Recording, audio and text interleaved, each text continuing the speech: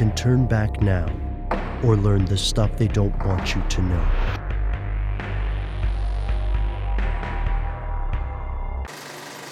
Here are the facts.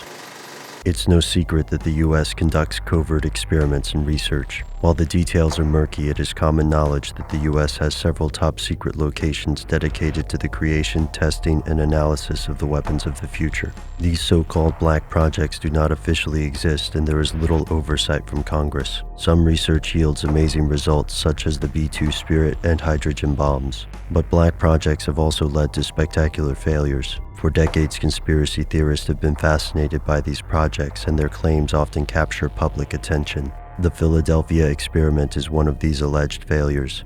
Skeptics have dismissed it as nonsense, and conspiracy theorists have accused the government of covering up the truth. But it all comes down to one question: who was Carlos Allende? Here's where it gets crazy.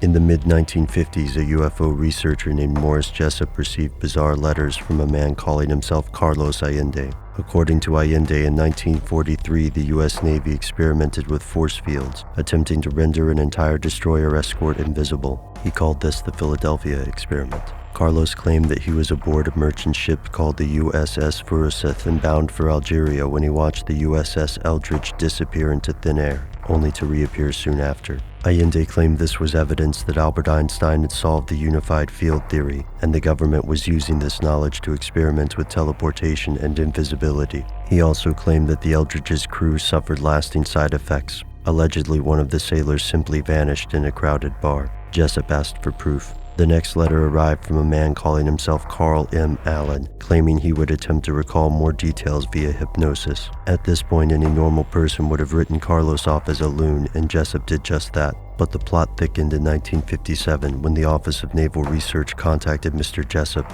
Someone had mailed them a parcel containing a heavily annotated copy of Jessup's book. The sender, Carlos Allende.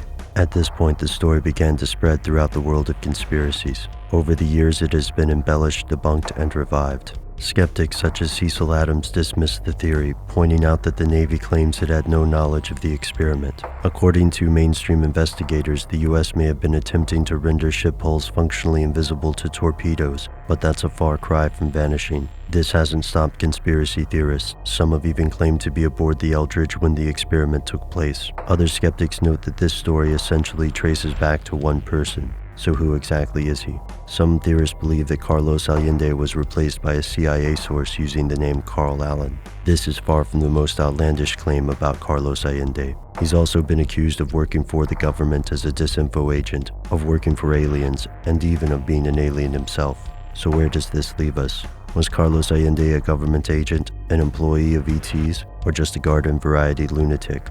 The utter lack of any corroborating evidence has convinced the skeptics that the Philadelphia experiment was a hoax. But to the conspiracy theorists, it's only proof of something they don't want you to know.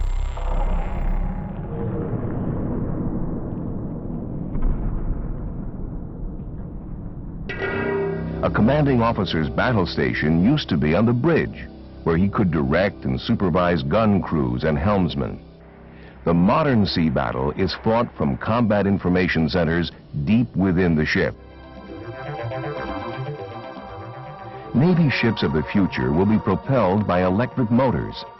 Scientific breakthroughs involving superconductivity may result in engines which are dramatically smaller and more efficient.